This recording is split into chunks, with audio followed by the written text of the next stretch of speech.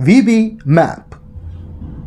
VB-MAPP is an acronym for the Verbal Behavior Milestones Assessment and Placement Program.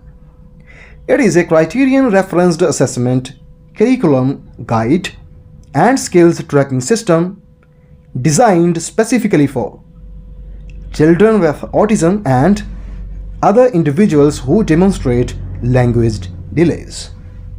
Since the VB-MAPP is a criterion-referenced assessment, this means that it measures how well an individual performs against an objective rather than another student.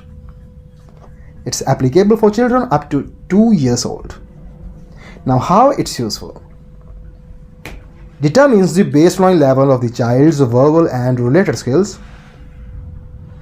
Identifies language acquisition and learning barriers.